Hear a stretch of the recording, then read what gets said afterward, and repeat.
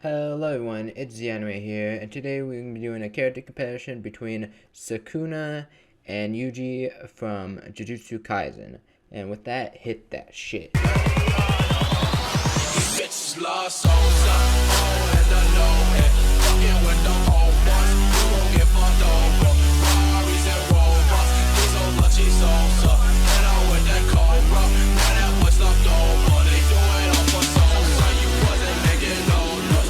So, where we're going to begin this character comparison is in the opposite values between Yuji and Sukuna.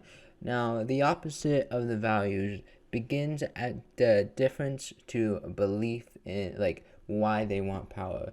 The reason why Sukuna wants power is for the fact that he can do anything he wants. He lives for the experience of doing things, and to experience and mess with people and all that, he needs the power to do it so no one can stand up to him, and they either have to do what he says, die, and that's about it. And he can do anything that he really wants with that power.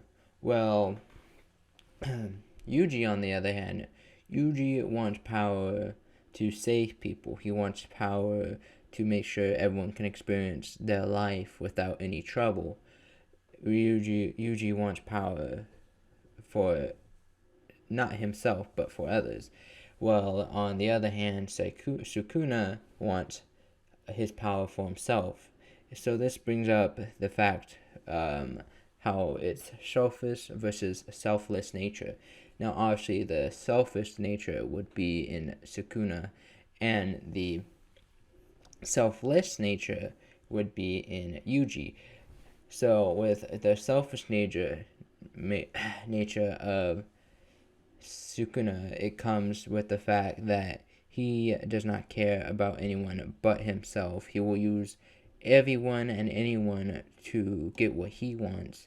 And we can kind of see this in how he only cares about strong people. He only acknowledges strong people such as Gojo and Megumin. Now, he doesn't really see Gojo as someone he could use. He sees someone that he has to defeat. But Megumin, on the other hand, he definitely sees him as a power that he can use later on when he gets strong enough that Yuji has trouble controlling him, and or B, when Yuji gets all the fingers, he can somehow use Megumin to swap bodies or something. I don't really know, but he's definitely using Megumin for his power so that he can use it later on. And this would probably be to defeat Gojo, because even Gojo said himself that Megumin has the potential to surpass Gojo if he works hard enough and believes in himself. Now, I will be making a Megumin video down the line on how that's possible and how Megumin can surpass Gojo, but besides the point. So, with that, it shows Sukuna's selfish nature on how he just wants to use people for himself. He doesn't care about anybody but himself. He just wants to experience things for himself, and he only lives for himself. Now we move on to Yuji, on the other hand, where he honestly doesn't really even care about himself. He really treats himself almost less than human, even though he's superhuman in a way. And this also brings on to the fact of the three power trio in the series. We have the strongest Crush, the strongest human, and the strongest sorcerer. Now, that could be a video on itself, but just to summarize it, the strongest Curse is Sukuna, the strongest human is Yuji, and the strongest sorcerer is Gojo. The three power triangle, or power three, if you really want to call it, whatever you want to call it.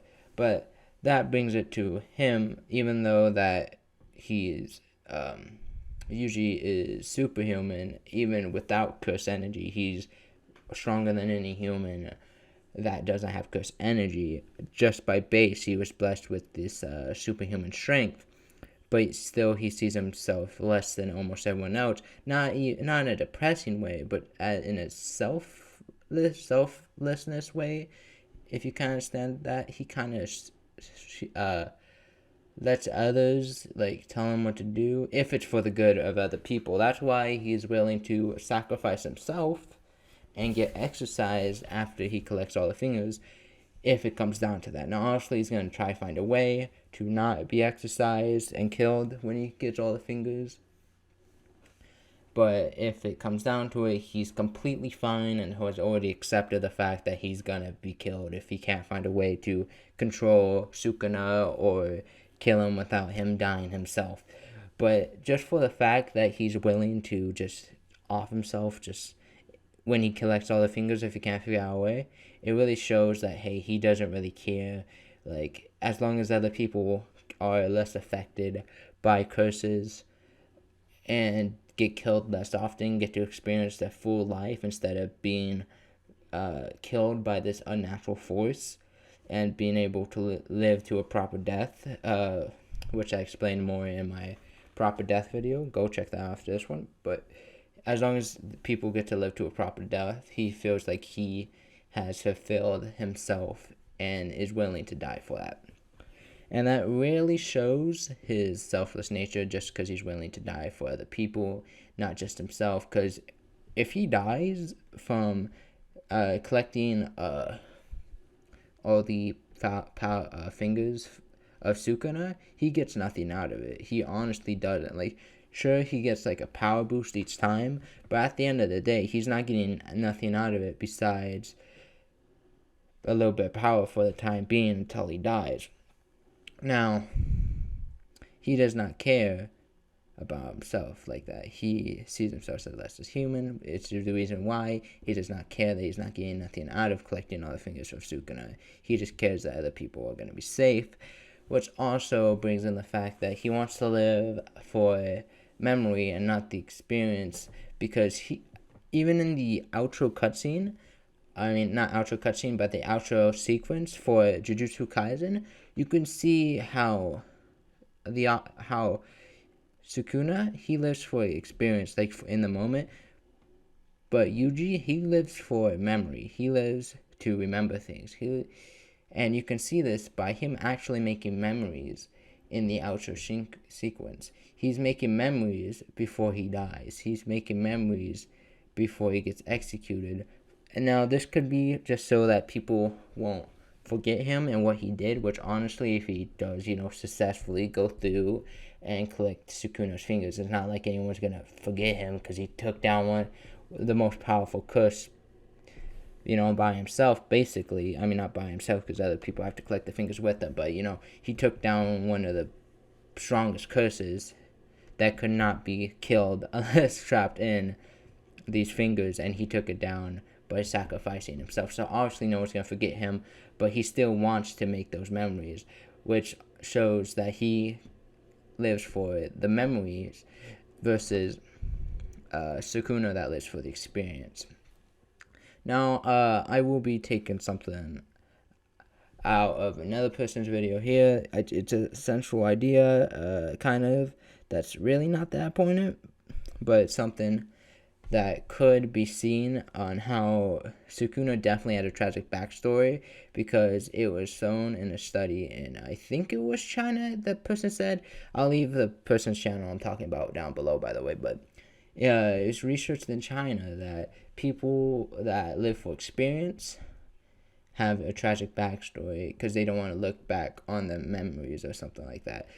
Well, people that lived for memories have lived a good life, which you can say that Yuji has, because he's always been the best at everything. The only real tragic thing is that he doesn't have parents and his grandfather died, but since his grandfather died like a proper death because of old age, that's really not tragic, because even you can see Yuji, like, he kind of fell a little down, but at the same time was able to get over it decently well. So yeah, the only thing that really stuck with him was his grandfather's last words. That's also, you can say,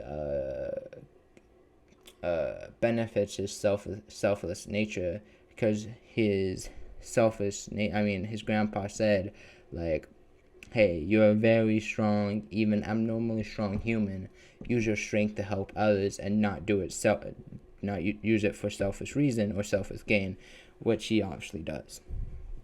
So, yeah, that's the character comparison of Yuji and Sukuna. So if you enjoyed, like, subscribe, or not, you have free will. And yeah, the anime signing off.